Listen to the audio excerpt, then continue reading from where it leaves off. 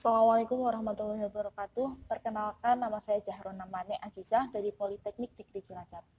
Pada tugas manajemen industri ini, saya akan menjelaskan sedikit mengenai materi kelima, yaitu manajemen by objektif atau MBO. Pengertian manajemen bila dilihat dari literatur yang ada, pengertian manajemen dapat dilihat dari 3 pengertian, yaitu yang pertama, manajemen sebagai suatu proses, manajemen sebagai suatu kolektivitas manusia, manajemen sebagai ilmu atau sains, atau sebagai seni atau art. Manajemen berasal dari kata to manage yang berarti mengatur. Manajemen merupakan suatu proses untuk mewujudkan tujuan yang diinginkan. Yang diatur dalam manajemen adalah manusia, uang, metode, material, mesin, pasar, dan sebagainya. Komponen-komponen tersebut diatur agar berdaya guna, berhasil guna, terintegrasi, dan terkoordinasi dalam mencapai tujuan yang optimal.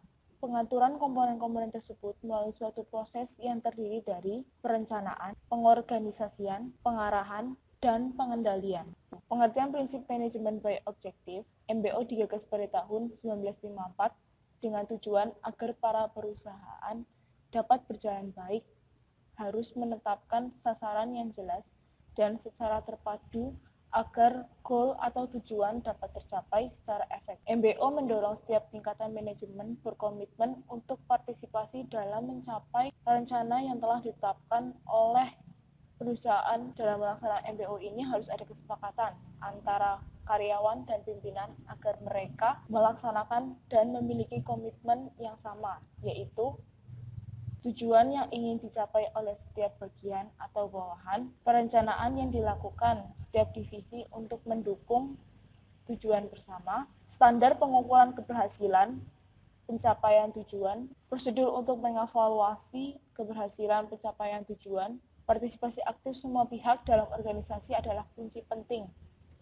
keberhasilan dalam pendekatan MBO. Dalam perencanaan organisasi, dalam partisipasi aktif semua pihak dalam organisasi dapat memunculkan sebuah pendekatan kelompok kerja efektif, di mana kelompok kerja efektif adalah kelompok yang mampu menjalankan tugasnya sesuai rencana, sehingga hasil kerja yang dicapai dapat memberikan kepuasan kepada kelompok itu sendiri, ataupun pihak lain di luar kelompok. Secara umum, efektif suatu unit kerja akan ditentukan oleh 3 faktor, yaitu manusia atau sumber daya manusia, tujuan, goal atau sasaran, proses pencapaian tujuan. Sebelum melaksanakan MBO untuk pencapaian yang berhasil, tidak dapat lepas dari sebuah perencanaan atau planning. Rencana yang efektif adalah dengan mencari dan menemukan secara cermat jawaban terhadap 6 pertanyaan berikut ini. Yang pertama, what atau apa yang dikerjakan, permasalahan apa yang dihadapi, hasil akhir apa yang ingin dicapai. Selanjutnya yaitu ada where, di mana. Dikaitkan dengan pemanfaatan lokasi tempat kegiatan atau pekerjaan akan berlangsung, perlu dipertimbangkan efisiensi, pemanfaatan tempat kerja atau kegiatan semaksimal mungkin, tidak ada spasi yang mubazir. Lalu aksesibilitas, maksudnya yaitu mudah dicapai oleh berbagai pihak dalam penyelenggaraan kegiatan tersebut. Lalu kemudahan dalam menyediakan sarana dan prasarana kerja yang diperlukan untuk penyelenggaraan kegiatan tersebut. When atau kapan. Kapan waktu yang tepat untuk bertindak atau kegiatan yang dikerjakan dan kapan harus selesai. Lalu how atau bagaimana. Bagaimana kegiatan tersebut akan dikerjakan? Pertanyaan ini menjawab tentang teknik-teknik atau metode atau sistem pelaksanaan dan penyelesaian kegiatan atau tugas serta prosedur kerja dalam mengerjakan siapa. Menentukan siapa sasaran dan siapa orang yang berkompeten untuk melaksanakan kegiatan tersebut. Lalu hal yang harus diperhatikan lagi yaitu why, mengapa. Berusaha melihat secara teliti apakah rencana tersebut terdapat kelemahan-kelemahan atau tidak. Langkah-langkah manajemen by objektif atau result. Yang pertama, tahap persiapan, yaitu menyiapkan dokumen yang diperlukan peraturan-peraturan tentang tupoksi seorang engineering. Lalu tahap penyusunan, mengaplikasikan 5W plus 1H. Menemui pimpinan untuk berkonsultasi, berunding, dan memperoleh persetujuan tentang tujuan tersebut. Menyelesaikan rumusan pengetikan pendokumentasian tujuan atau sasaran-sasaran yang telah disetujui pegangan bersama.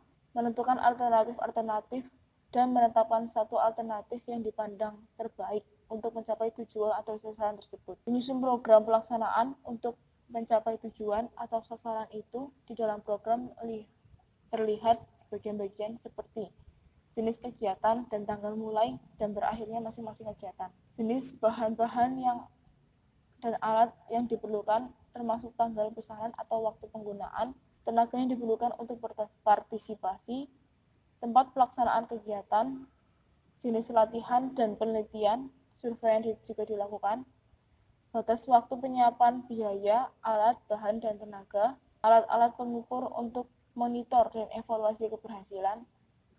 Rencana yang telah disusun kemudian dituangkan ke dalam model matriks adaptasi dari bagian chart. Yang ketiga yaitu tahap pelaksanaan, maksudnya itu implementasi.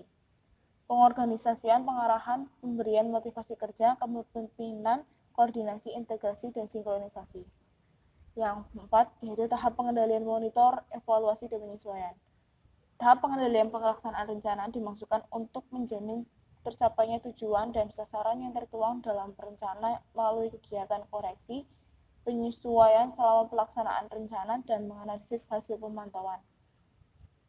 Tahap evaluasi pelaksanaan rencana adalah bagian dari kegiatan penilaian kerja yang diukur dengan efisiensi, efektivitas, kemanfaatan program, keberlanjutan program atau kegiatan. Evaluasi dilaksanakan terhadap hasil outcome program yang berdampak dan manfaat. Ya, sekian dari saya. Kurang lebihnya saya mohon maaf. Wassalamualaikum warahmatullahi wabarakatuh.